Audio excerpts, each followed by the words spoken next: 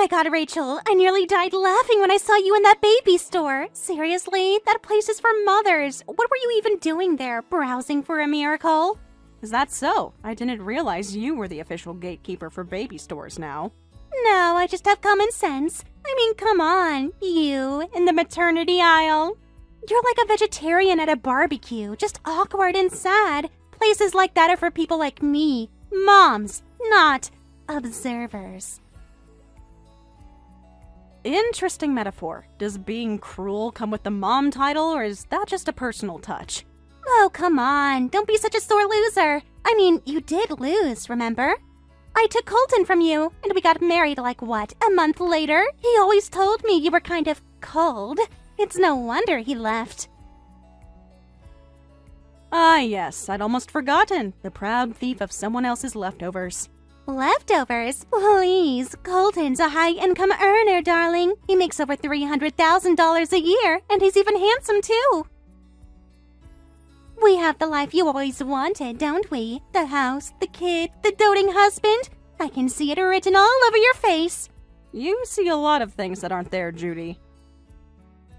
Right. Keep pretending you're not seething with jealousy. It's okay, though. I'd be bitter, too, if I spent years with a man and still couldn't manage to get pregnant. Well, that's rough, Rachel. Really, I don't even know how you hold your head up in public. I manage, though I do wonder how you hold yours up with all that smugness weighing it down. You're deflecting. That's fine. I mean, not everyone was meant to be a mother. Some of us were just built for it. Others, not so much. Biology doesn't lie.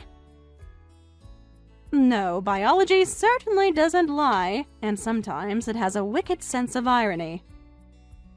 You know, Judy, you keep insisting I don't belong in that store, but I do. Actually, I had a few things to pick up for my daughters. What, you're babysitting for someone now? No, I'm shopping for my own children. I have 3, actually. Triplets. What?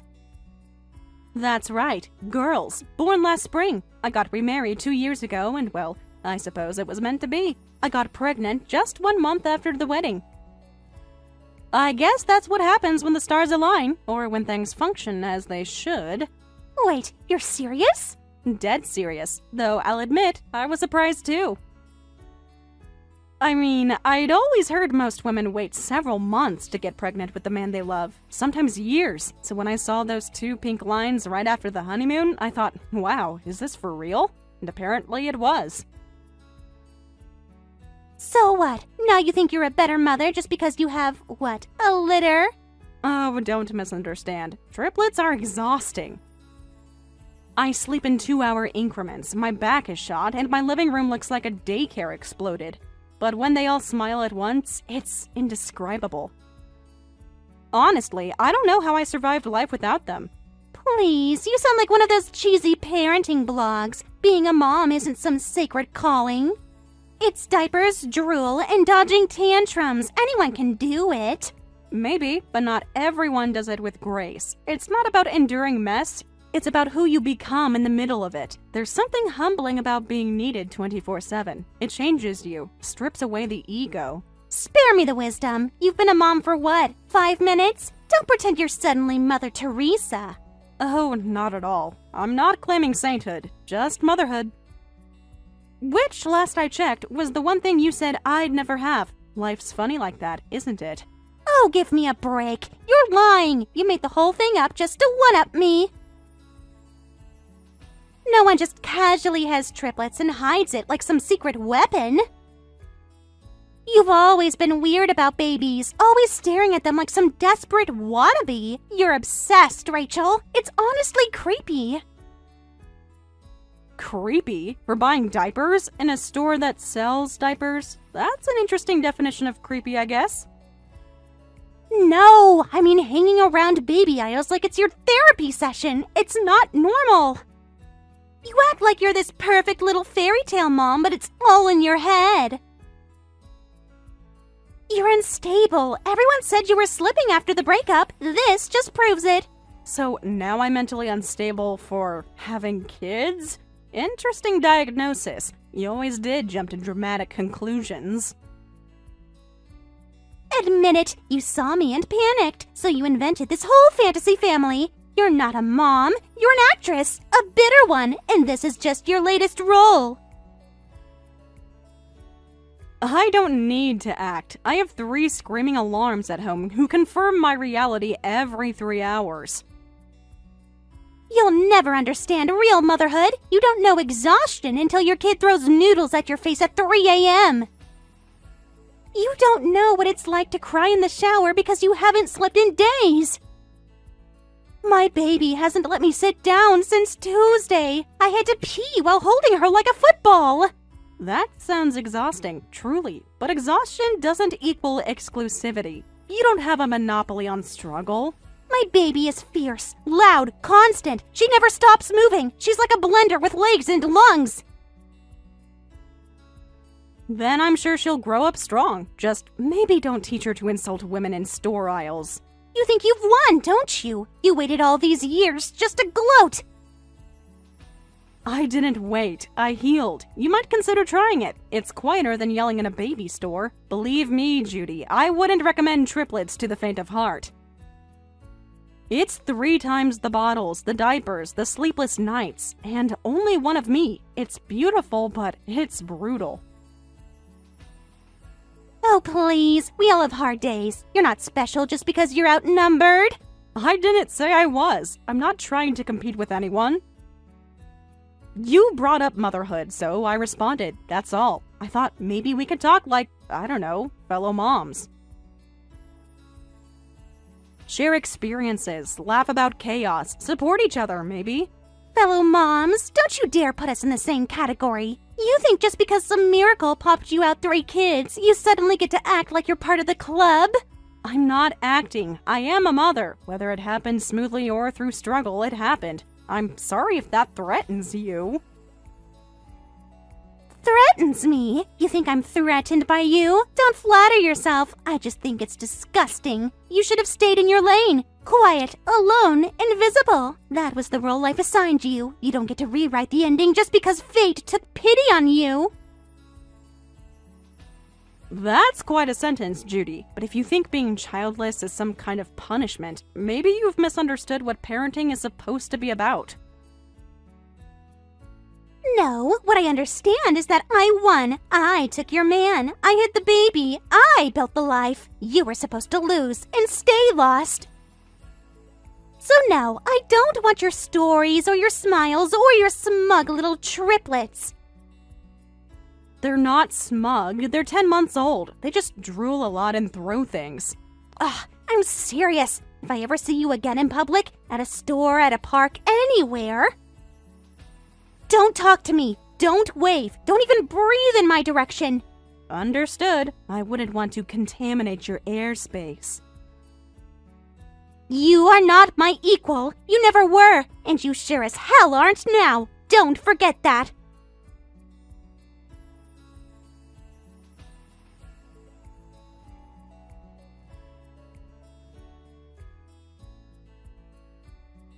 Well, well, if it isn't the miracle woman herself! I heard the whispers, thought it was just some gossip, but it turns out it's true. You finally managed to pop out a few kids, huh? Congratulations, Rachel. Really, I'm shocked.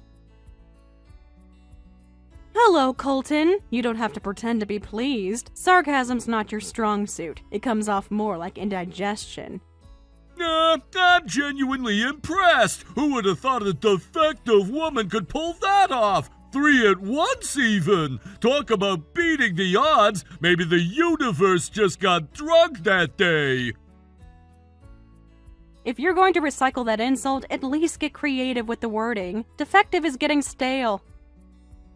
Oh, come on, don't be touchy. I'm just saying, this is new territory for you. 3 screaming mouths, diapers, sleepless nights. I hope you're ready for the full crash course in real parenting. It's not exactly gentle on the fragile.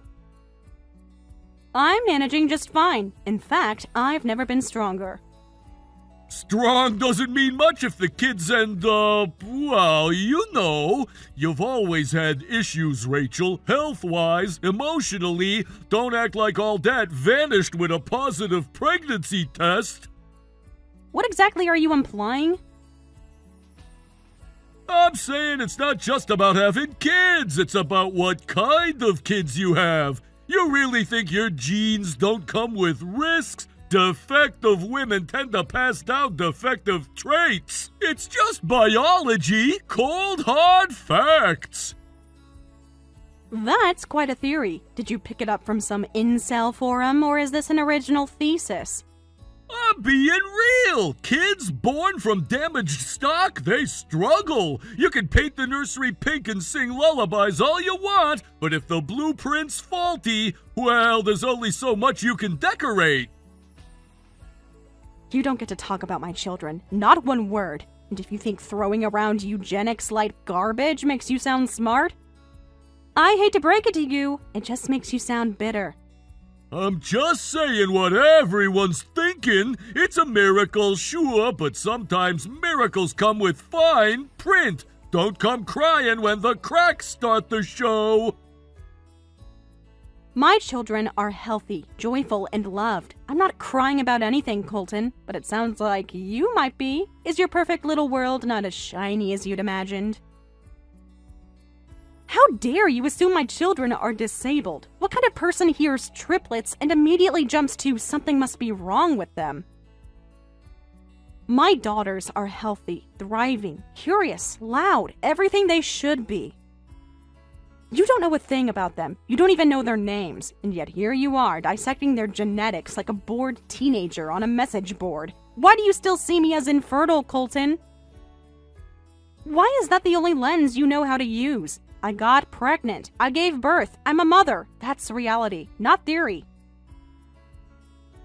It doesn't make sense. You tried for years. You went to doctors. Nothing worked. I saw the charts, the reports. I remember the numbers, Rachel. They weren't promising.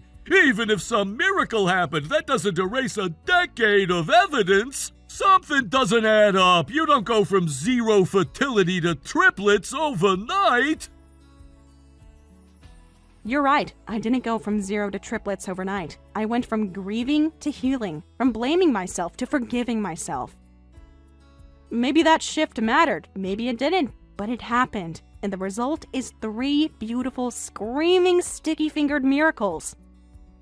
Maybe they look healthy now, but there's no telling what's hiding under the surface. Genetics always leaves a trail. You can't cheat biology, and yours was flawed. Everyone said so, even the specialists. There has to be a catch. There always is. The only thing flawed here is your pride. You can't stand that I moved on, that I became a mother without needing your name on the birth certificate.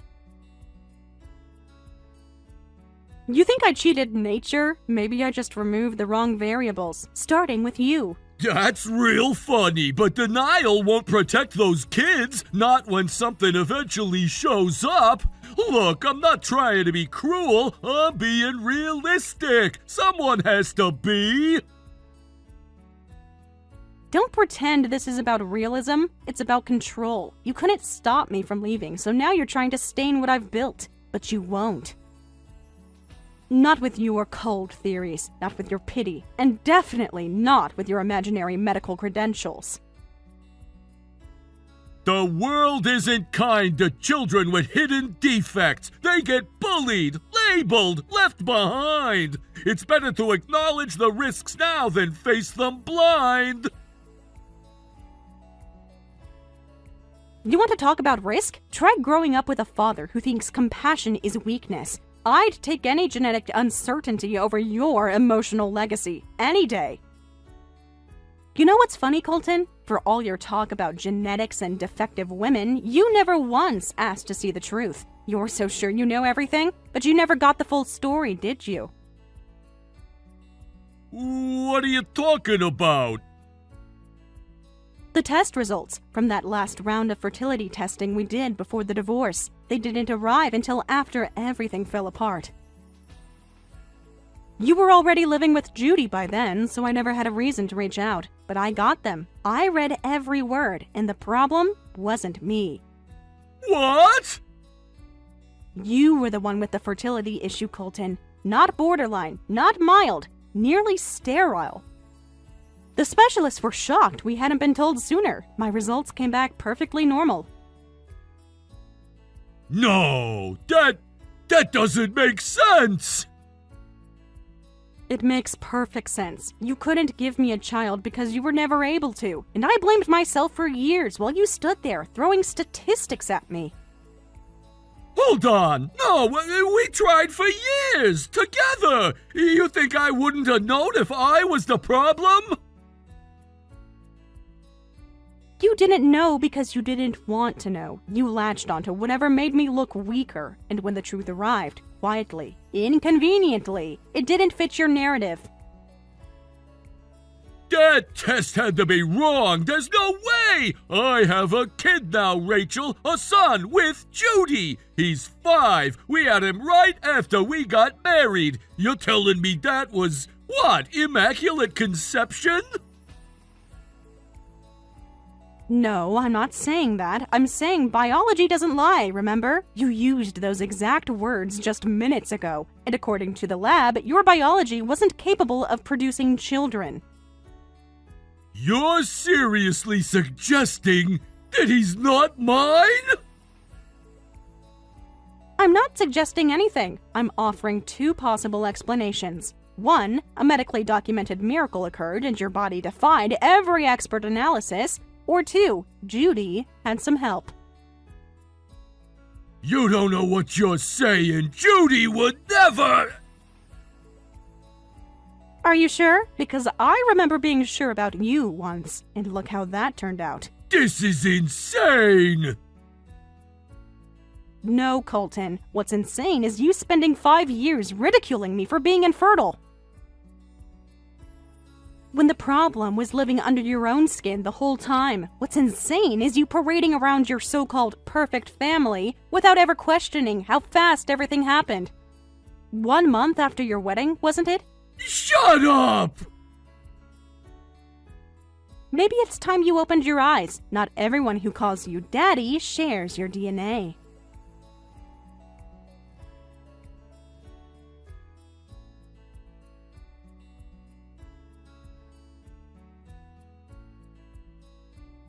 Rachel, I don't know what the hell you told Colton, but now he's saying he wants to redo the fertility test. Out of nowhere, he's serious. He even asked me which clinic we should go to. I can't breathe. And why exactly does that terrify you? Because if he actually goes through with it, if those results come back the same as before, he'll start asking questions I'm not ready to answer. So, he's not the father. I don't know. At the time, I really thought he was. I wanted him to be. He was the one I saw most often. The one I thought I could build a future with. But back then, I was still keeping a few options open. A few? I broke things off with the others right after the wedding. I swear I did! But when I found out I was pregnant, I just assumed. I wanted it to be Colton's so badly, and it made sense, sort of. The timing, at least. Judy, how many men were you seeing during that time? 3. 3? Maybe 4, but one of them was long distance. That hardly counts. It's not like I was sleeping with someone new every night, okay? It was just, I didn't think I'd get pregnant at all. I wasn't expecting any of this. But you got married, you had a child, and you never told him there was even a question? Would you have said anything? Come on, Colton wanted a family, I gave him one. Isn't that what he wanted from both of us? So yeah, before the wedding I was seeing a few guys. It wasn't serious, it never is until suddenly it is. But Colton was the one who felt the most stable, the most, I don't know, fatherly? He wanted a family, he treated me like I mattered.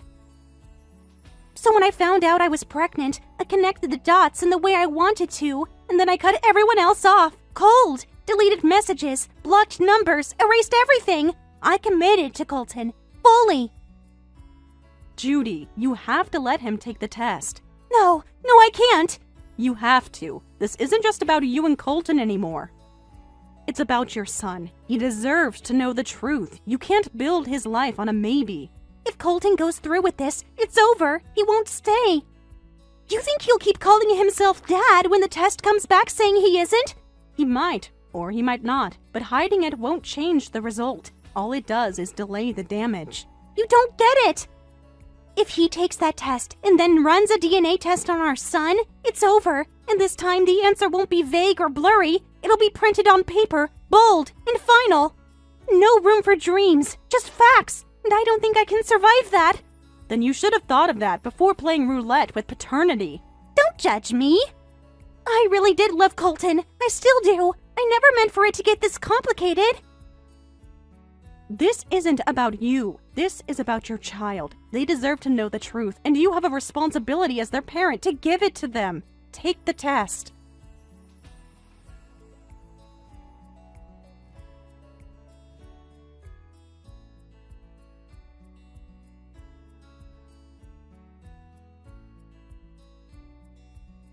It's real! I went to 3 different labs. 3! I didn't want to believe it, so I kept hoping maybe one was wrong, maybe 2, but not all 3. 3 sounds thorough. Desperate, too. Yeah, well, when your whole identity hinges on a lie, desperation kicks in fast. All the results said the same thing. I'm infertile. Nearly sterile, actually. The doctor said I probably never could have fathered anyone. I told you, but you didn't believe me. You just kept clinging to the version of events where I was the problem.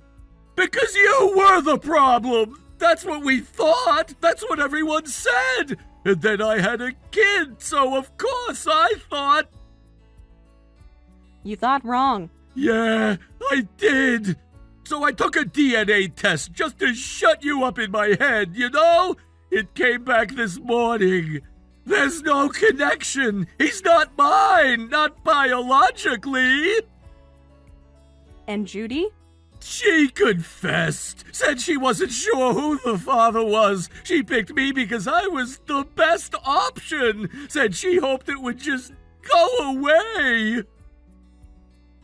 And for a while it did, until reality showed up in a white envelope. I can't stop replaying things. First words, first steps. The first time he said, Dad, I thought all of that was real. It was real, for him. He wasn't pretending. He wasn't calculating. He trusted you. So what am I supposed to do now? Just keep lying to myself? Pretend nothing's changed?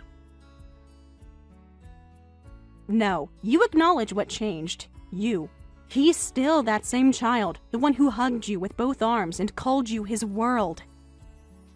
But now you have to decide whether you're the kind of man who walks away when biology disappoints him. You know, even after everything, the lies, the test results, all of it, I'm not walking away from him. No?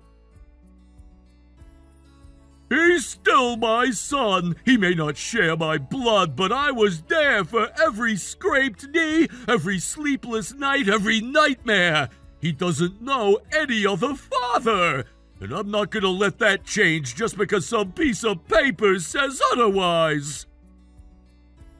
I didn't expect you to say that. Yeah, well, neither did I. But something shifted. When I saw his face this morning, I realized being a dad isn't just biology, it's showing up, and I have! So, what now? That's why I wanted to talk to you! Look, Rachel, maybe this whole mess happened for a reason! You've got your hands full with 3 kids. I've got a kid who still needs stability. Why not join forces? Join forces? Let's raise them together! We already have history, we know each other, and now we've both been dragged through enough heartbreak to finally understand what matters! You're not serious. I'm dead serious. We could start fresh, be a family again! 4 kids under one roof. It's chaotic, yeah, but efficient. Shared responsibilities, shared space, shared purpose. You think raising 4 children is some kind of group project? No, I think it's a partnership. And we had a strong one once. Plus, I can support us. I still earn a ton of money, remember? I know your current guy means well, but let's be honest, raising triplets isn't cheap. I doubt he's got the resources to really ease that burden. You're unbelievable. Come on, Rachel. You and me, we've both taken hits. Let's stop fighting the current. We could build something solid from all this wreckage. Excuse me. I wasn't planning to step in, but some misunderstandings clearly need correcting. And you are? You can call me Daniel. I'm Rachel's husband. Pleasure, I suppose. Right, the new guy. Well, 2 years in and 3 children later, I'm not sure new still applies, but yes, I'm the man fortunate enough to call Rachel my wife. Look, I didn't mean any offense. I'm just saying, 4 kids is a lot. It's not exactly easy to keep up with the bills, even for me. I'm sure.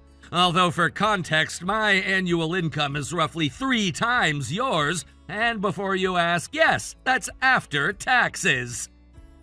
3 times? I work for a global firm, upper management. It's not glamorous, but it pays well. And more importantly, it allows me flexibility, enough to spend actual time with my family, not just throw money at them. I didn't realize. No, you didn't. You assumed. You looked at Rachel, saw 3 toddlers, and thought she must be overwhelmed. And your first instinct was to offer yourself as the solution. Interesting. That's not what I was just trying to help. By offering to blend families and resurrect a broken marriage? Forgive me if I find your definition of help a bit self-serving. Look, I was just being realistic. Kids are expensive. So are housekeepers, which is why we have one, and part-time childcare, and a live-in tutor once the girls are older if we decide we need it. You're seriously saying you're that comfortable? I'm saying my wife has never once had to need anything. She works because she wants to, not because she must. And when she's tired, I don't ask her to push harder. I tell her to rest and someone else handles the dishes. So now we're not struggling, we're thriving emotionally, financially, as a family. What surprises me, though, is how confidently you assumed otherwise. It's almost as if you can't imagine Rachel being loved and supported without you being part of the equation. I just thought maybe she missed what we had. I think what you had was a woman in pain. What she has now is peace. You know, this is all just a big misunderstanding. The divorce, the way things ended, it wasn't supposed to go that far. We were under so much pressure. Everything felt like it was falling apart. If we just had more time, more information, maybe we could have... Could have what? Kept her trapped a little longer in your guilt circus? Watched her keep blaming herself while you played the victim?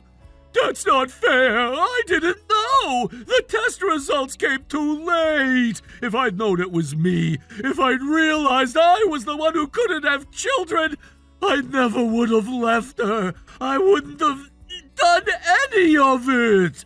But you did. You left, you cheated, you let her believe she was broken. And now that you're alone with your regrets, you want to rewrite the ending?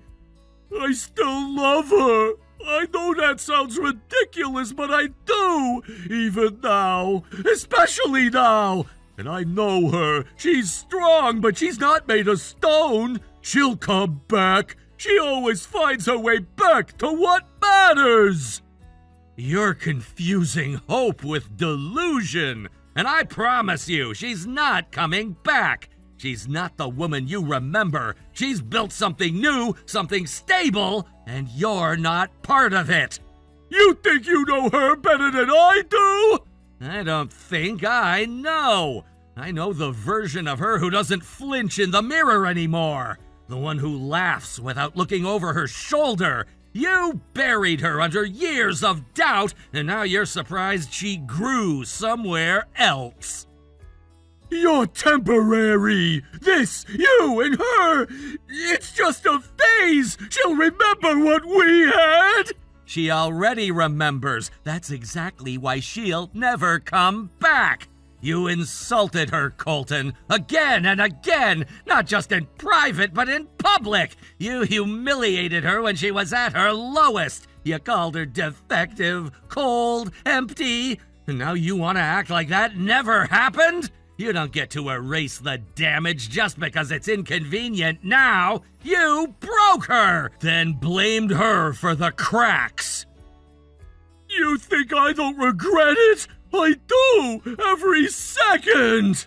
Regret doesn't buy forgiveness, it doesn't reverse consequences, and it sure as hell doesn't make you noble.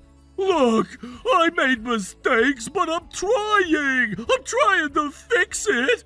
No, you're trying to rewrite it. There's a difference. You're not here to take accountability. You're here to reclaim control. I still love her. That has to count for something. Not when love looks like manipulation. Not when you only find it again after everything else is gone. You want to know who's really deficient, Colton? It's not Rachel, it's you. Not in fertility, in character, in empathy, in intellect. You thought she'd never move on without you. You were wrong. And now that she has, all you want is to drag her back. That's not true! Isn't it? You had your chance to be a decent man. You chose cowardice. You chose pride. And you chose to leave her when she needed someone to stay. So let me be extremely clear now. Do not call her, do not text her, do not show up at her home, her work, or anywhere near our children. Are you threatening me? No, I'm warning you. If you contact my wife again in any form, I will file for police intervention immediately. I'm not playing hero, I'm protecting my family. And if you think for 1 second that I won't follow through, try me! Rachel owes you nothing. Not her time, not her silence, not even her anger. Walk away, Colton, while you still have something resembling dignity.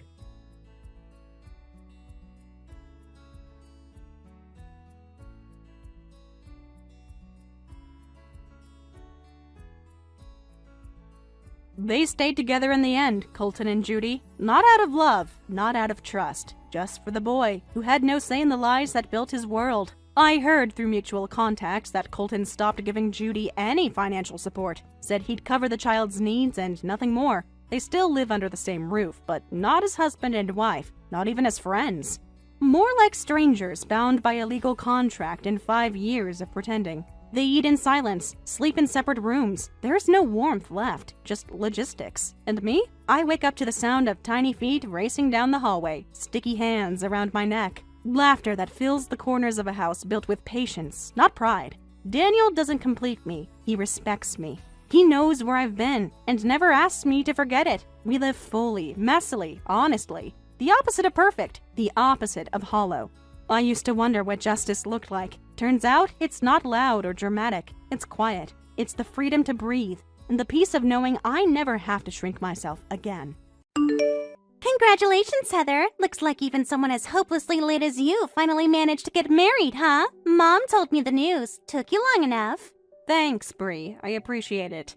But seriously, I heard you're not even doing a wedding ceremony. What's the point of finally getting married if you're gonna skip the one chance you have to wear a wedding dress? Well, you know, I'm already in my late 30s. I felt like maybe I missed that window. At my age, wearing a gown feels a little embarrassing, I guess. And honestly, David doesn't really care about ceremonies either, so we decided to skip it. Huh. What a convenient little excuse. But let's be real, Heather. That's not the truth, is it? We both know why you're skipping the ceremony. Your husband's broke, isn't he? That's why you can't afford it, right? What? I mean, come on. A guy willing to marry a washed-up, past-her-prime woman like you? He's obviously some sad little bottom feeder. Nobody else wanted him, so he settled for you. And now you have to pretend you're happy while you secretly cry into your pillow. You can mock me all you want, Bree. I'm used to it. But don't you dare mock David. You don't even know him. Oh, yeah? Then why don't you tell me, sis? What does this Prince Charming of yours do for a living, huh? Don't tell me he's a garbage collector or something. You know, that's a disgusting thing to say. You just insulted an entire profession of hardworking people. And for your information, David's a lawyer. He works hard for people. He's a man who believes in justice. A man I'm proud to call my husband. Huh? Your husband? A lawyer? You've got to be kidding me.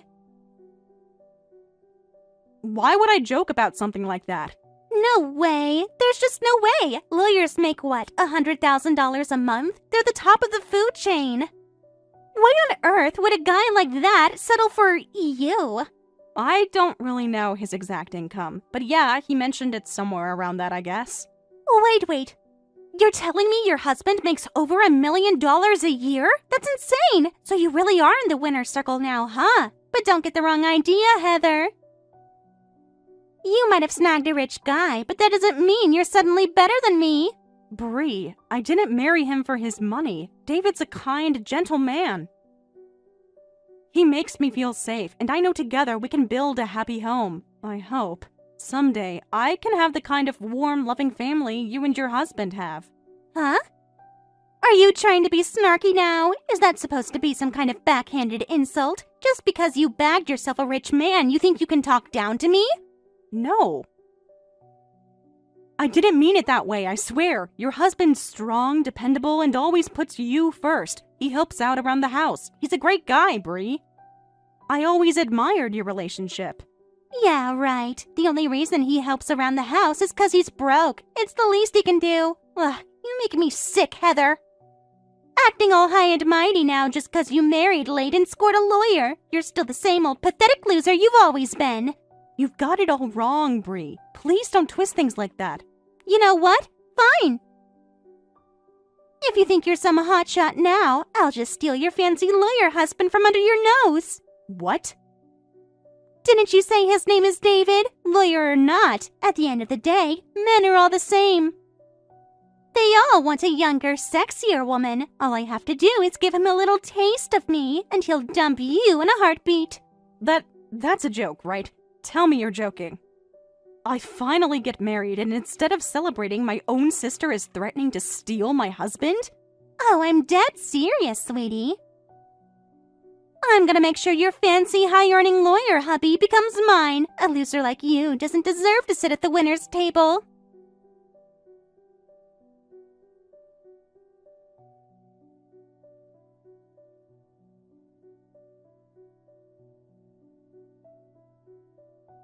Heather, I need to talk to you about something. It's about your sister, Bree. Wait, Bree? Did she contact you? Did she say something weird to you? Actually, yeah. She's been messaging me nonstop for over a month now. At first it was just harmless texts, but lately, she's been insisting we should go out, just the two of us. No matter how many times I turn her down, she keeps pushing. For that long? And lately, she's gotten bolder. She's been sending me selfies, and today, well, she sent me some pretty explicit ones. What did you just say? Yeah, it's getting out of hand. That's why I had to tell you. I honestly don't know how to handle this anymore. I can't believe it. I'm sorry, David. I had no idea she was bothering you like this. Actually, she told me a month ago that she was going to steal you from me. She declared it like it was some kind of game. She what? Heather, I'm your husband! I'm her sister's husband! That's just who she is. She's always been like that. If I have something she wants, she'll do anything to take it from me. She can't stand the idea that I have a successful, handsome lawyer for a husband, but I didn't think she'd actually corner you like this. So that's what this is about. No wonder she's been acting so aggressive. I know from experience. If I confront her directly, she'll just double down out of spite. The best thing is to ignore her, delete the messages, block her, and whatever you do, never ever meet her alone. Of course not. I'd never betray you, Heather. You know that, right? Besides, I'm a lawyer, remember? Infidelity? That's amateur hour. I'd never risk something that stupid. You're right. In a way, your profession makes you the safest man I could have ever married. Exactly. You can relax, Heather. I would never, ever do something like that to you. I know. I've never doubted you, David. Honestly, if it makes you feel better, just block Bree. Forget she's my sister. You don't owe her any politeness. If you say so, I'll block her later tonight. It's exhausting to keep rejecting her over and over. Anyway, I should get back to work. Wait. Actually, there's one more thing I almost forgot. I got a call from the police earlier today. They asked if you were home. The police? Yeah, I told them you weren't home, that you were at work, and they just hung up right after. Maybe it was work-related? I asked if I should take a message, but they refused. When was this call? You said earlier. Do you mean like an hour ago? Not even that. More like 10 minutes ago. Could it be something urgent? Yeah, it's probably work-related. I mean, I deal with law enforcement all the time, you know? Lots of confidentiality in my line of work, so they probably couldn't say much to you over the phone. Yeah, makes sense, I guess. Your job is complicated. It sure is. It's a lot of pressure, Heather. Actually, I should tell you, I won't be home tonight. Huh? You're that busy? Super busy. I got piles of cases to handle, and it's gonna turn into an all-nighter at the office. Honestly, I might even be unreachable for a while. Unreachable? Yeah, but don't worry, it's just work. I'll be completely focused, okay? So, I'm counting on you to take care of the house while I'm buried in files. I see. Okay, I'll handle everything here.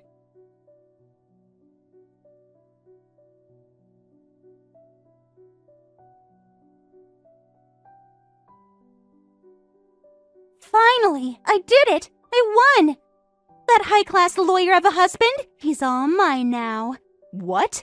Stop clinging to David like some pathetic loser. He doesn't care about you anymore. Just sign the divorce papers already. Bree, what the hell are you talking about? Did you say you won? Just like I promised, sis. I stole David from you. Your precious husband is mine now. Wait.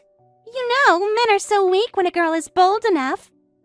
He finally caved in and texted me back, begging to see me. We had dinner at this ridiculously expensive place and, well, we spent the night together. Actually, we spent several nights together. You did what? That's right. David's mine now. He promised he's divorcing you, told me to wait for him, said he'd make it official. What? But he hasn't contacted me at all since then. That's why I called you. How long are you planning to chain him down? Didn't he already ask you for a divorce? Give it up already. You lost. Hold on. This is all too sudden. Let me get this straight. You're telling me David was with you all this time? Up until a week ago, yeah. But he said he was finally leaving you, so I let him go handle it. Up until a week ago. He told me he was working late, staying overnight at the office. Turns out he was with you? Guess he wanted to be with me so bad he lied to you for it. Face it, sis. He doesn't love you anymore. Maybe you're right. I I already finalized my divorce, by the way. So now, once you sign those papers, David will be free. Poor you, losing your $100,000 a month lawyer husband. Guess I'll be enjoying all that luxury now. You're wrong, Bree. He's not a lawyer anymore. Don't be ridiculous. I saw him at the courthouse. You really think I'd fall for some weak lie like that? Wait, you saw him at the courthouse? Of course. He wasn't replying to me, so I got worried. I wanted to check if the divorce went through, but I didn't even know where his office was. Then it hit me. Where do lawyers hang out? At the courthouse, duh. So you just went to the courthouse? Exactly, and bingo, I saw him there. In full work mode, looking so damn sexy. I couldn't believe that amazing man was finally mine. And hey, if he's pulling $100K a month, maybe he can make even more now that he's with me. Sorry to burst your bubble, Bree, but you should sit down and listen carefully. He's not making $100K anymore. In fact, he's making nothing. Zero. What? You didn't see him there as a lawyer. You saw him as a defendant. What are you saying? Shocking, huh? I almost fainted myself when I heard. Stop it. What the hell are you talking about? Why would a top lawyer like David get arrested? This has to be a mistake. No mistake. He confessed to everything. Turns out he's been preying on minors. He got reported and, arrested. No. It's the truth. I couldn't believe it either. But apparently he's been at it for years. Dozens of victims. He wasn't some charming lawyer. He was a predator hiding behind his marriage. Our marriage was nothing but a cover. He used it to make himself seem trustworthy, so the girls would let their guard down. No. No. And you were just another pawn, another tool for him to hide behind while running from the cops. That can't be. Believe what you want, but you slept with him, didn't you? You let him use you, just like he used me. Guess we were both fools. Though I can't really sympathize with you. You knew he was married. You didn't care. This can't be real. You're making this up, right? He's not really arrested. He's not some creep who goes after kids. You'll see it in the news soon enough. Prominent attorney arrested for sex crimes. Should make for a juicy headline. If you don't believe me, keep watching the news.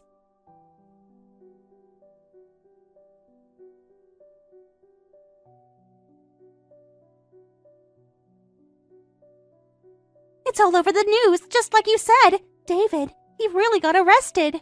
Yeah, I saw it too. Even the online news is blowing up with it. From what they're reporting, it's bad. Really bad. One of the commentators even said his law license will definitely get revoked. Yeah, apparently there are strict rules about that kind of stuff for lawyers and other licensed professions. I don't know the exact legalities, but either way, he's not going to be working as an attorney anytime soon. He's still sitting in detention, so not like he could work even if he wanted to. This can't be happening. I really believed I was finally going to marry into the perfect life. Well, good luck with that fantasy. As for me, I'm already filing for divorce. And, by the way, I'll be sending you the divorce settlement claim for emotional damages soon. You'd better get your wallet ready. Excuse me? Why the hell would I owe you anything? Oh, come on. Don't play dumb now. You slept with David, didn't you? Whether he's a scumbag or not, he was my husband. You crossed the line. You stuck your filthy hands on someone else's spouse. That's adultery. That's grounds for compensation. But this is different. I didn't even know he was using me to run from the cops. I'm just as much a victim in this. Victim? I gave up everything for him. I even divorced my own husband because David promised we'd be together. And now? He's arrested. His career is over. He's useless to me. I refuse to acknowledge the affair anymore, and I definitely won't pay you anything. Like hell you won't. I don't care what sob story you're spinning for yourself. Facts are facts. You slept with your own sister's husband. That makes you legally and morally liable. So yes, I'll be filing for damages. Don't think you can just weasel your way out of this. But Don't you dare pull the victim card. You're not the victim here. The only victim is me. You betrayed me. You humiliated me. You helped destroy my marriage. Don't you dare act like you're the one who's been wronged. But You made your choice. You gambled on David, thinking you could take my place, and you lost. Now you'll pay the price for it.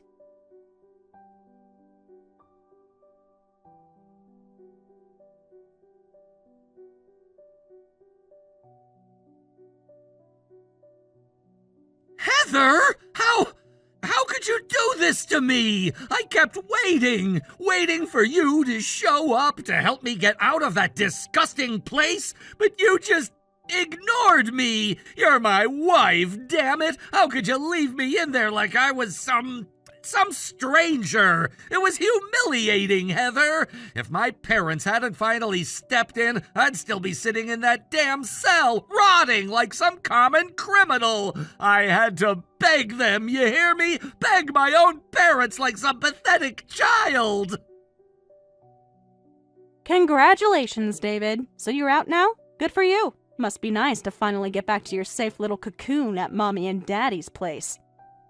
Yeah, finally somewhere warm. Finally able to breathe, to sit on a decent couch, use my phone. But I'm disgusted, Heather. You let me down in the worst possible way. You really disappointed me. Disappointed? You think I'm the disappointment here? Don't make me laugh. You're the one who disgusts me, David. You're the one who broke this marriage. You humiliated me in ways I can't even put into words. You betrayed everything we built. Since you're back at your parents' house, I'll send the divorce papers there. Sign them. Send them back. And this time, no games, no delays. What the hell, Heather? You can't be serious right now. You're really going to abandon me now when I'm at my lowest? Yes, exactly now. You think I'm going to sit here like some dutiful, brainless wife and wait for you to crawl back into my life like nothing happened? You honestly thought you could cheat on me, disgrace me, drag me into your criminal mess, and I'd just stand by your side? Wake up, David. This is the real world. Actions have consequences. You brought this on yourself. You can figure out the rest of your miserable life on your own. Heather, please, I know I made mistakes, okay? I'll pay for what I did. I'm not running away from the law, but you're my wife. Shouldn't you, I don't know, stick by me? Even if I manage to get a suspended sentence, I can't practice law anymore. My license is as good as gone. I'll be jobless. I'll be a disgrace. I need you, Heather. You're all I have left. How can you not even feel a shred of pity for your husband? Husband? You still think you get to call yourself that? David, you're nothing but a coward. A disgusting little boy hiding behind his fake charm and empty promises. You never loved me. You loved the image we projected to the world. You loved the perfect marriage, the social status, the attention. But me? The real me? You tossed me aside the moment you thought you found something better. Even if that something better was my own sister. Heather, it wasn't like that. Wasn't it? Tell me then, David. What was it like? Enlighten me. Because from where I'm standing, it looked exactly like betrayal, like adultery. Like you using my sister, humiliating me, stabbing me in the back while I sat at home playing the loyal wife. It wasn't about love. It wasn't even about sex, okay? If I had no choice, I needed a place to hide. I was scared, Heather. I didn't know where else to go, and Bree was there. I used her, okay? It was survival. I never meant to hurt you. Wow, you never meant to hurt me. Do you hear yourself right now? You're pathetic. You're not even trying to deny it anymore. You were admitting you used my sister like she was nothing, and you expect me to feel sorry for you? No, David. I've already shed enough tears over you. I've already been humiliated enough. I'm done. I refuse to let you drag me down any further. But what about us? What about the life we built together? Heather, I'm begging you. If you leave me now, I have nothing left. Nothing! My parents, they only bailed me out because they had to. They told me they'd never want to see my face again. They told me to get out of their house as soon as possible. That I should go crawling back to you because I'm their embarrassment now. Heather, I have nowhere else to go. I have no one. Not my problem, David. You made your bed. Now lie in it. If you really have nowhere else to go, why don't you go tell the judge? Tell them you're homeless, friendless, jobless. Beg them to throw you in prison. At least there you'd have 3 meals a day and a roof over your head. Maybe that's where you belong. You can't! You can't be serious! I've never been more serious in my life. I'm done playing the fool. I'm done playing the abandoned wife. I'm taking control of my life now, David. And you? You're just a bad chapter I'm closing for good. Heather, please, don't do this! I can't survive without you! You should have thought about that before you decided to betray me, before you made me the laughingstock of everyone we know. I don't care what happens to you now. Go beg on the streets for all I care. I'm not your safety net anymore. You can whine, you can cry, you can throw yourself a pity party all you want. I'm done. The papers will be there tomorrow. Sign them. End this farce of a marriage. Heather! Please! Goodbye, David. Enjoy your new life.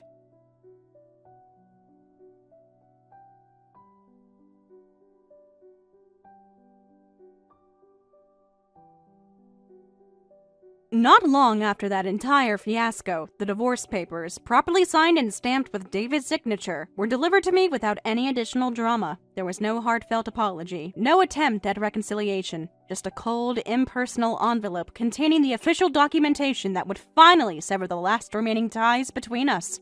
I wasted no time. The next morning, I gathered everything, double-checked the forms for any clerical errors, and headed straight to the city office to submit them. It was a simple, quiet act, the final chapter of a long, suffocating story that had drained me emotionally and mentally.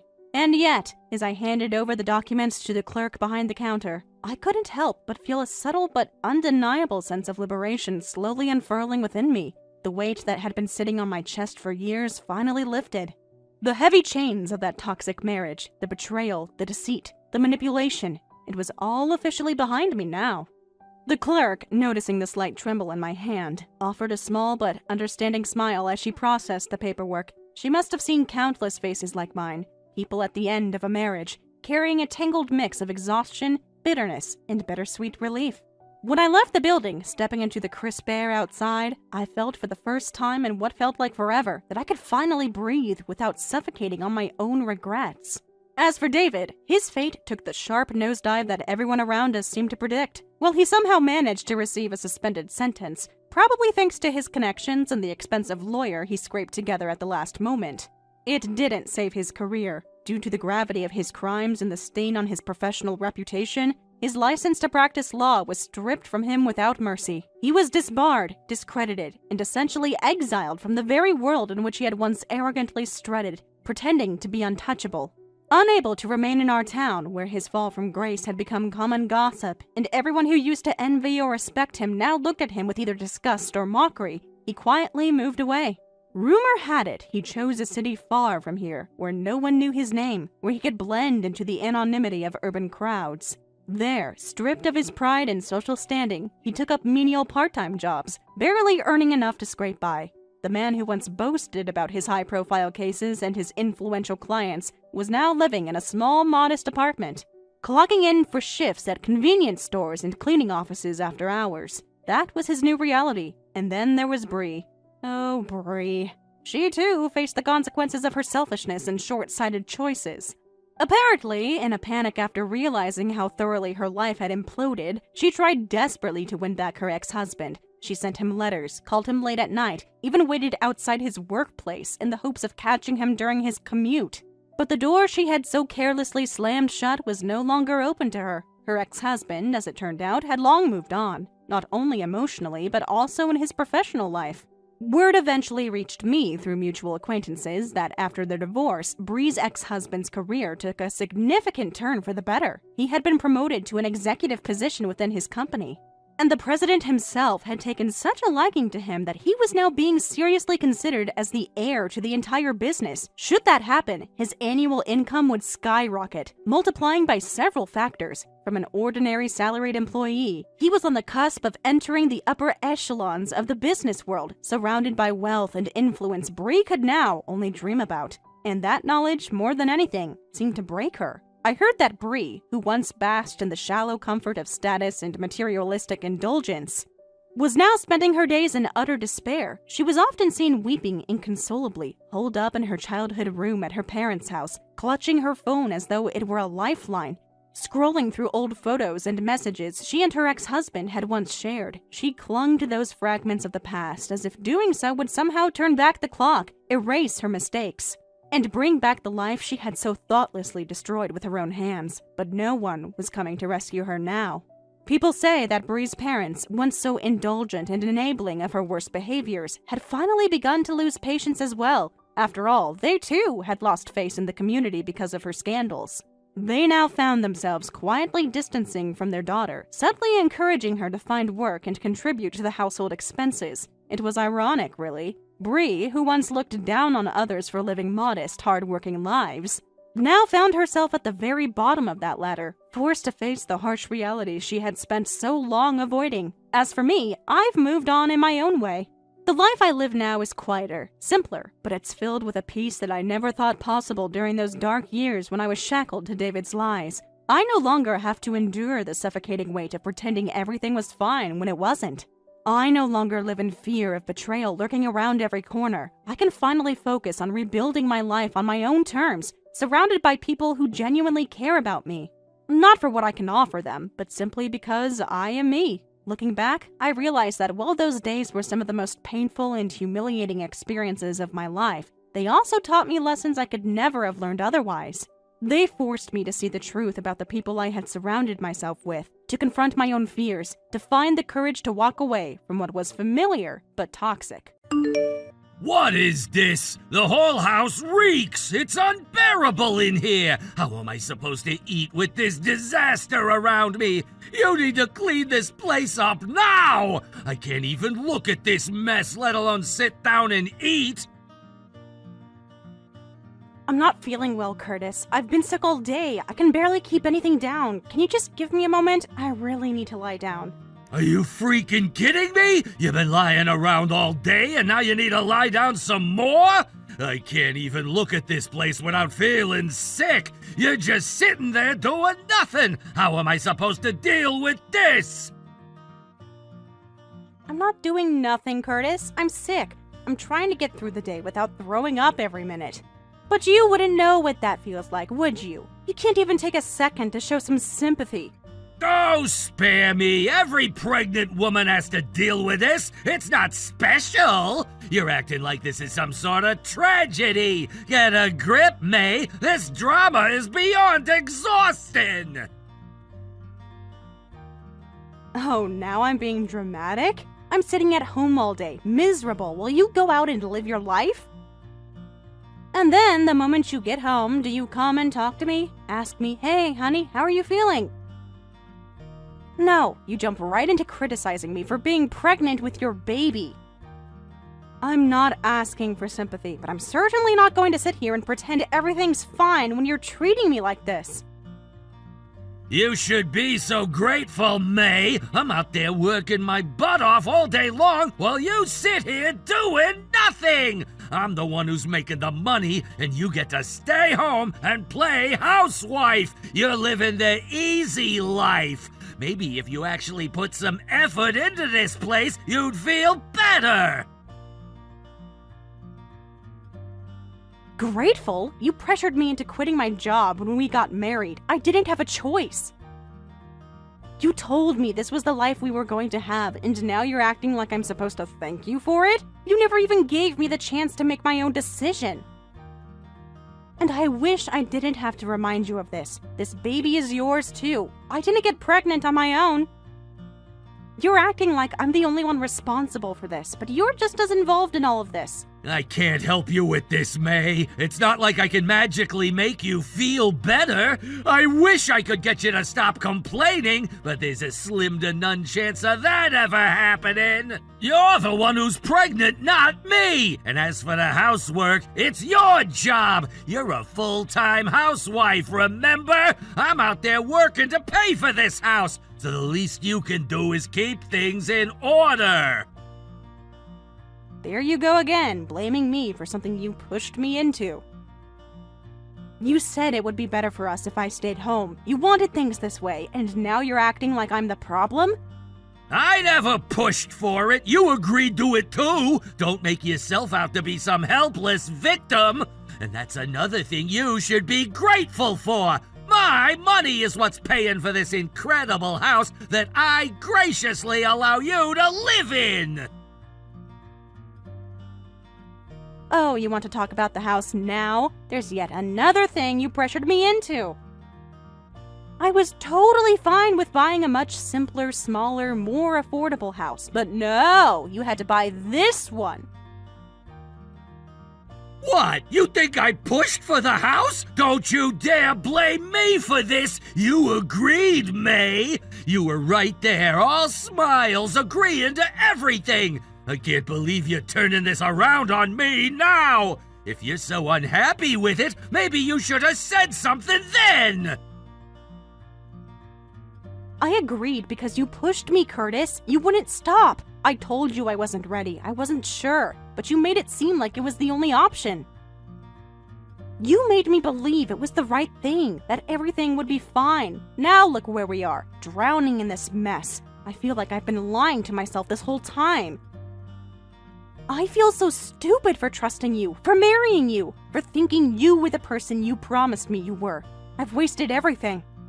Oh, give me a break. All you do is complain, May. You never once stop to think about how hard I'm working or how much stress I'm under. It's like you don't even care. You're too busy wallowing in your own problems to see what I'm dealing with. Well, here's the deal. I want this house spotless before I come back. You hear me? Spotless! Don't even bother if it's not.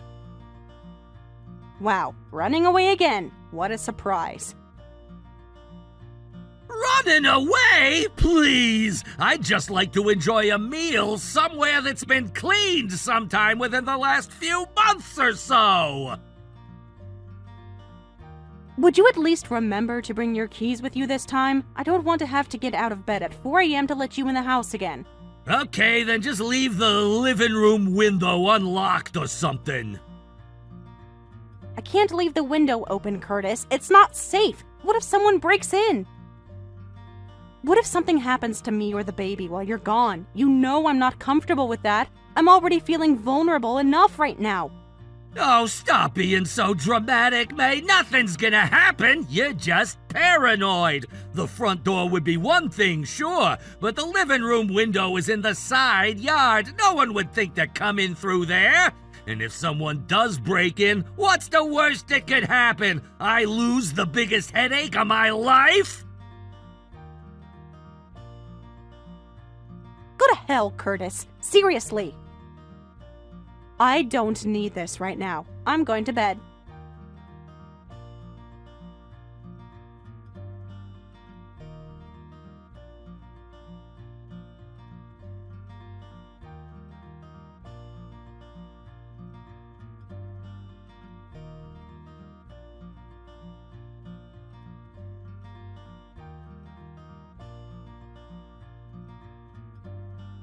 Hey, how are you holding up? Have you thought about when you're coming to stay with us after the baby's born? Jane's really looking forward to having you there. It'll be good for you to be around family, you know? I really appreciate that, Alex, but I don't know. Are you sure it's okay? I feel bad imposing myself on you guys. You do such a good job looking after our parents. I couldn't force you to look after me too. You don't need to worry about us at all. I'm worried about you. It'll be a lot easier for you if you're here with us. Jane's been wanting to spend more time with you, and it'll be nice for you to have some peace of mind before the baby arrives. You can rest and relax, and we'll help with anything you need. I really appreciate that, Alex. Plus, you know how much Mom and Dad have been looking forward to seeing their first grandchild. They're gonna love being able to see you and the baby every day. It'll be the most fun they've had since we were born. Thank you so much. I guess if that's the way you all really feel about me coming to stay with you, then I'll gladly take you up on your offer. Awesome. I'll tell everyone the good news. Now tell me the truth, May. How are things going between you and Curtis these days? I don't even know where to begin, Alex. A few days ago, we had this huge argument. Curtis he doesn't get it. He was complaining about the house again, saying it smelled, and then he went off about how I look and how I'm not doing enough. I mean, I'm the one who's sick, but he just kept throwing all this blame at me, and then he went out like it was nothing. He told me I should be grateful I'm a stay-at-home wife while he works, but it's like he doesn't even see how much I'm struggling. It's like nothing I do matters anymore. May, that's insane! You're literally carrying his child and he can't even show a little bit of empathy? That's not just inconsiderate, it's cruel! He complains about me being in the same room while he eats, Alex. He says it makes him uncomfortable, so he eats out all the time, and I'm left here, barely able to keep anything down. I've been living off convenience store jelly. That's all I could stomach. My doctor even told me that I was a few missed meals short of needing to be hospitalized after my last checkup. What? May, that's insane! I can't believe he's treating you like this! I'm shocked you didn't tell me sooner! You don't deserve any of this. Nothing you're going through is okay. I just don't know if I can raise this child with him, Alex. I'm so scared. Every time I look at him, I feel like I'm losing myself more and more. He doesn't even care, and I'm terrified of what kind of father he'll be. How am I supposed to bring a baby into this? May, I need to tell you something. And I'm not sure how you'll take it, but I've been sitting on this for a while. I think Curtis might be cheating on you. What? No, this can't be. You must be mistaken.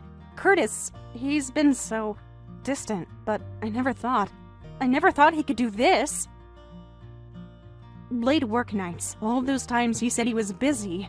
I feel so stupid. How could I not have seen it? May, I didn't want to tell you this over the phone, but I can't keep it from you. You remember when Curtis went out of town for business a while back?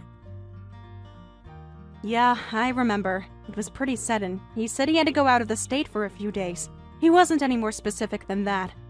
Well, he didn't go out of state. He was right here in town. What? How do you know? Because I saw him walking arm in arm with another woman. I wasn't sure what to think, but in that moment all I knew was that I should take a photo. I was going to show you and let you decide what to do with it. I think he's been lying to you for a very, very long time, May. What? No, this can't be. You must be mistaken. Curtis, he's been so distant, but I never thought he could do this. All those late nights, all those times he said he was busy. I feel so stupid. How could I not have seen it? I wish I could tell you I'm wrong, May. I really do. But you deserve to know the truth. I saw him with my own eyes, walking arm in arm with another woman like it was nothing. I'm sorry to have to say this, but considering the circumstances, I thought you deserved to know. I didn't want to hurt you more, but I couldn't keep this from you either. I want you to remember that no matter what happens, I'm always here for you. You can rely on me. I need some time, Alex. I can't think straight right now. This is just too much. I'm in shock. So much has been happening, and now this? I just need a moment to breathe, to process everything. Oh no, I'm feeling that sharp pain again, Alex. Again? What do you mean again? Has this happened before? What's wrong? My stomach, it hurts so badly, and I'm scared. I don't know what's going on, but it's getting worse. Can you please come and get me? Take me to the hospital? I don't want to be by myself right now. Of course, May. I'm coming right now. Don't worry. I'll be there as fast as I can. Just hang on, okay? You don't have to go through this alone. Just hold on.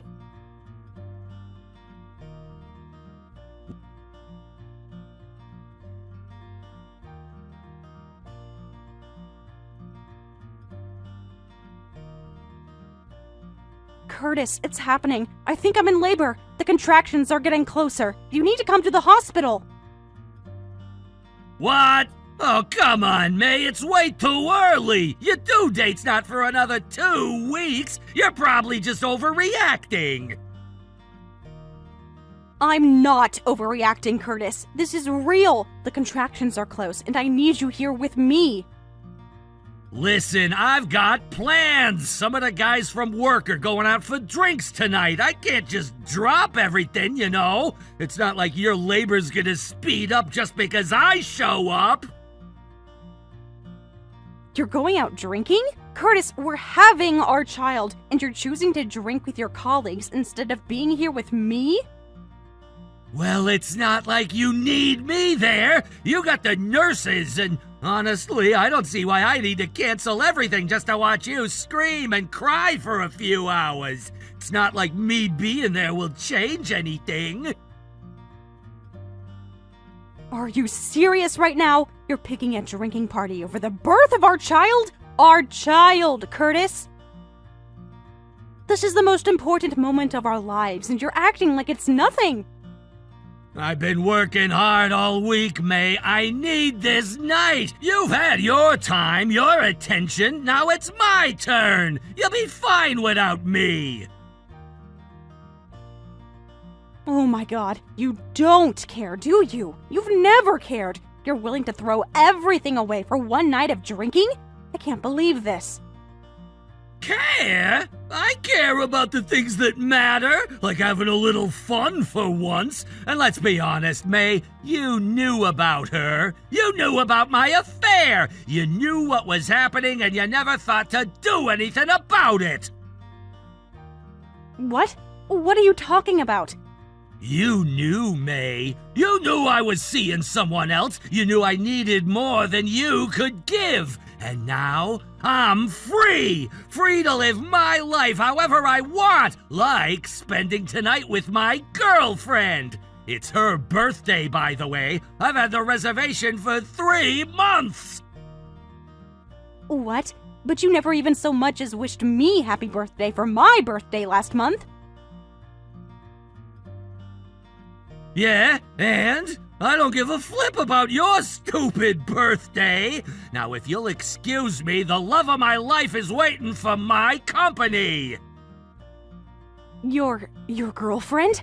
Curtis, no! No! You're choosing her birthday over the birth of our child? Are you really doing this right now?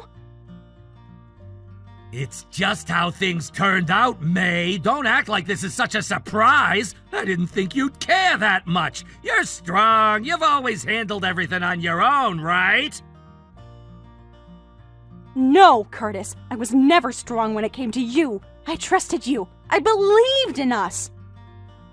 And now I'm supposed to just accept that you're abandoning me? Abandoning our child for a date night? For her birthday? I gotta go, May. I don't want to be late for my reservation. You'll be fine. We'll talk later.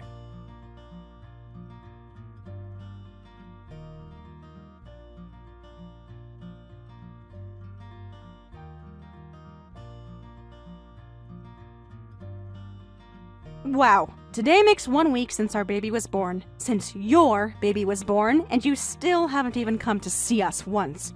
I suppose I shouldn't be surprised at this point. You've made it clear how you feel about us. Anyway, I'm staying with my brother and my folks so they can help me out with the baby while I recover, since God knows you would never lift a finger. Actually, there's something I need to tell you. My girlfriend, she's living at our house now. What? Yeah, you were fine with it. You knew I was lonely, and honestly, it just feels right. I don't need you anymore, May. You're just a useless full-time housewife. If you're living with her now and you don't want me back, then I guess this means we're separating. Divorce, I assume? What, you want a divorce now? Fine, whatever. It's been over for a while, you know. We've been on different paths for years, and you've been too blind to see it. I'm not gonna keep pretending this marriage is worth saving. Honestly, I should have ended this ages ago. I've been thinking about it, Curtis. I've had nothing but time to think while I've been here in the hospital, and I see no other option. I'll be recovering at my parents' house. We can discuss the divorce later, when I'm not trying to survive the aftermath of everything you've put me through. Oh, great, the I've been thinking speech. You know, I'm sure your lawyer's gonna love the idea of draining me for legal fees. All that's gonna do is drain my money, and you know I don't have time for that right now. I'm busy, you know. Don't worry about it. I have savings from before we were married. Wait, you've got savings? I've been prepared for situations like this, Curtis. I thought you'd be dependent on me! Honestly, I thought you'd fall apart when I told you this. But this is not the reaction I expected from you. What's going on here? The difficulty of co-parenting with you and your girlfriend, who's now living in our house, would make it impossible for me to stay. It's not just about me anymore. I have her child to think about too. You're living your life with her, that's clear. But I can't keep pretending everything is okay. Not for my sake, and not for our child's. Whatever! I'm not asking you to stay. You're free to go. You've always had your freedom. Always did whatever you wanted, didn't you? I'm not holding you back anymore. Actually, that's another thing. You don't think about anyone but yourself. You're so wrapped up in your own needs, in her needs, that you've forgotten what this family used to be. And now I'm supposed to just accept living under the same roof as you and your girlfriend? It's clear to me now that I can't stay. So you're just gonna leave, huh? Fine, whatever. It's your decision, not mine. You always did whatever you wanted anyway, right? No surprises there. You're right, it is my decision, and I've made it. If you're so eager to live with her, then that's your life now. I'm out. You really don't care about the house, do you? You're just gonna leave everything behind? You never valued anything we had! You pay the mortgage, Curtis. It's your house. I'll leave, and my lawyer will handle the property division. I don't want to lose half of everything! I only seek a fair division of the marital assets. I'm not asking for anything else. My pre-marriage savings are mine. I'm not touching that. I don't have much savings anyway. You'll be hearing from my lawyer. Just get it over with. I'm not gonna fight you on this, but if you think you're taking half of everything, think again! You'll be hearing from mine soon enough, and we'll sort everything out. I'm done trying to make you understand.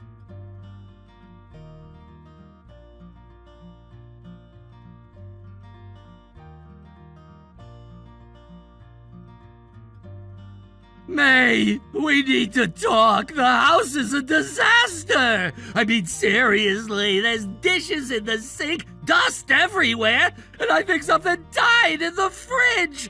My favorite white shirt shrank in the laundromat. I told you not to use dryers on my things. Why didn't you do the laundry before you left? You're still my wife, a full-time housewife, remember? Hello to you too, Curtis. I'm sorry your shirt shrank, but I'm not coming back to clean the house. My brother already brought all my belongings here. We're done. We're discussing divorce. Divorce is one thing, but the house is unlivable. You should be here handling this. This is your job, May. No, Curtis. My job right now is recovering from childbirth and caring for our baby. You and your girlfriend made it clear you didn't want me there. This is your life now. Enjoy it.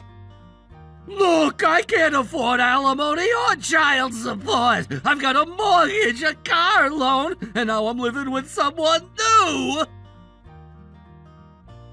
Then maybe you and your new partner should share the housework. That's what couples do. She lives there too, right? It's not just your bachelor pad anymore. She's not great with chores, okay? She gets distracted. I didn't think it mattered until everything started falling apart in just 1 week. Oh, it matters. According to her, she's practically a professional at creating messes. She told my lawyer that herself when we contacted her about infidelity damages. Wait, what? She said that to your lawyer? About damages? What kind of damages? Emotional and financial, mostly. Infidelity damages are still legal grounds. My lawyer wanted to know her level of involvement. She was surprisingly honest. I can't believe this. She told you she's bad at housework? I never noticed anything like that before. Well, you were too busy sneaking around to notice. Turns out she's good at hiding messes, not so good at cleaning them. What am I supposed to do if the house turns into a dump? I'm a germaphobe, May. You know that! I do know, which is why this next chapter is going to be a very interesting one for you. But I won't be involved. That's your household now, not mine. You can't just walk away from all this. What about the baby? What about your responsibilities? The baby is here, clean, fed, safe, loved. The only chaos she'll grow up with is the one you're choosing to live in. You're weaponizing motherhood now? That's low even for you! No, Curtis, I'm protecting her and myself. That's not low, that's necessary. You think I'm just gonna roll over and give you everything you want? No, I think you're going to drag this out until the house collapses under dirty dishes and emotional dysfunction. I can't believe this. All I wanted was one peaceful evening. Now I've got diapers, lawyers, and garbage piling up. You made choices, Curtis. You chose her. You chose that house. Now you get to live in it. Fully. Completely.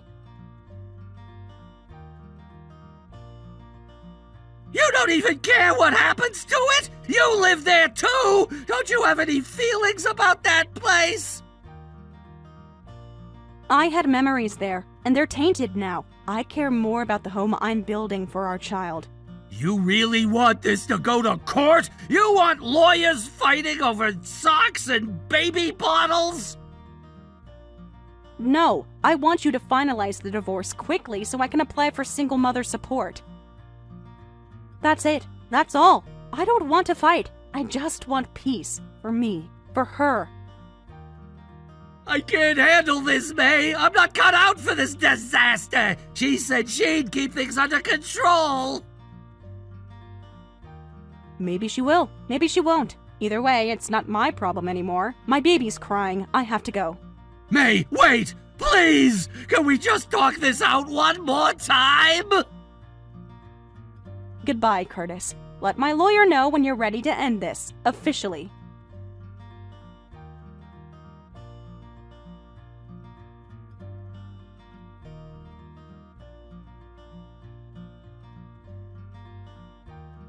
May, open up! I need to talk to you face to face! This can't wait! Curtis? Why are you here? I told you not to show up unannounced. My parents are inside. The baby is sleeping. I had to come. I couldn't sleep. The kitchen smells like old ramen and something's growing in the laundry basket. I'm losing my mind. The whole house is collapsing. You have no idea what I'm going through. Actually, I do. You're going through the consequences of your choices. This isn't my emergency to solve anymore. You're punishing me! That's what this is! You're trying to prove something by letting everything fall apart! I'm not proving anything. I'm recovering from childbirth and trying to keep my daughter fed and dry. That's it. Can't we just go back before all the yelling? Before the lawyers? I didn't mean for it to go this far! You meant every word, Curtis. You told me I was useless. You replaced me. I didn't imagine that. Okay, but that was anger! Stress! I wasn't thinking straight! It's not like I meant for her to move in forever! Oh, because she's living there. You made that very clear. You said it felt right. Those were your words. I made a mistake, okay? I thought she'd be helpful, but she can't even fold a towel! It's a nightmare! She ordered takeout 5 nights in a row! There's a stack of dirty forks on my gaming chair! You said you were ready for this. You said you didn't need me. Now you want me back because the dishes piled up? No! I want you back because I'm drowning! The house, the bills, the baby supplies! Do you know how expensive formula is? Yes, I know. I'm the one who researched it, compared brands, budgeted every yen before you even glanced at a receipt. I wasn't ready, May. I'm still not, but that doesn't mean we have to end the marriage! Marriage ended the moment you put someone else in my place, and then told me to clean up after you. I was stupid, I admit it! Just please come back! The house feels like a tomb without you in it!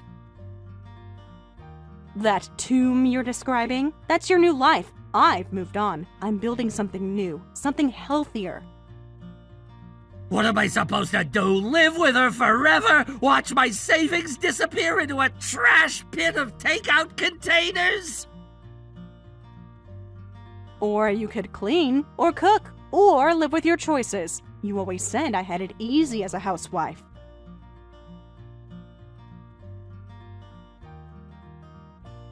I didn't know it was this hard. I didn't appreciate it. That's on me. Just please let me fix it, please!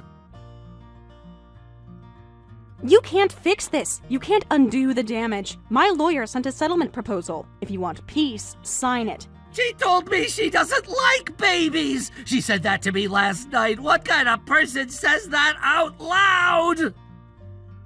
Someone who doesn't belong in a family, which, unfortunately, is something you now have to sort through alone. I was scared. I didn't know how to be a dad. I panicked. So you cheated, and then kicked me out when I needed support the most? That's your excuse for all of this? I was weak, May. I thought you'd understand. You always understood. I don't anymore, because I finally understand myself. I deserve better, and so does our child. So this is it? You're just done? You won't even try to forgive me? Forgiveness is one thing. Returning to an unsafe, disrespectful situation is another. And no, Curtis, I won't go back. I'll do anything! I'll clean! I'll get a second job! I'll kick her out! I'll change! Change for yourself, not for me. And do it far from here. This is no longer your home, Curtis. I miss us! I miss the way things were before we had responsibilities, before we got so serious! I don't, because now I see how unserious you were the whole time. I just couldn't admit it. You're really going through with the divorce just like that?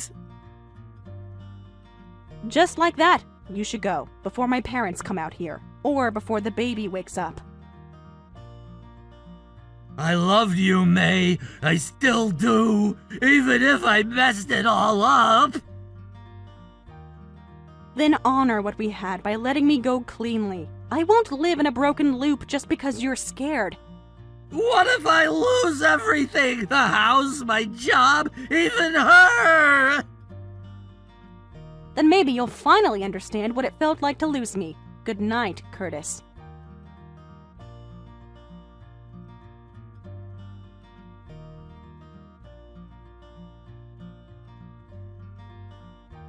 I blocked Curtis's number the day after our final conversation. I left everything to my lawyer. I didn't want another word, another excuse, another plea. A few weeks later, he showed up at my parents' doorstep in a badly shrunk shirt, hair unbrushed, looking like he hadn't slept. My brother Alex opened the door and didn't even let him speak, just shut it in his face. Eventually, with a little pressure from his parents, who wanted to avoid scandal, I got the alimony and child support we asked for. The divorce went through not long after. Curtis's perfect world crumbled faster than I expected. His ex-girlfriend, left within 6 months. Apparently, housework wasn't her thing after all. They argued over everything. Laundry, dishes, even who had to take out the trash. She called him controlling. He called her useless. And then she was gone. Curtis tried to hold on to the house, but he couldn't manage the mortgage or the mess. He sold it off eventually. Now he's living alone in subsidized housing, eating bologna sandwiches and folding his own shirts. Poorly. Meanwhile, my daughter and I are safe, healing, starting fresh, and I'm not looking back. Thank you for watching all the way until the end. If you felt good after watching this video, please like the video. If not, please leave a comment and give us your feedback. Also, don't forget to subscribe. Your comments and likes help this channel grow. We hope you enjoy our other stories as well.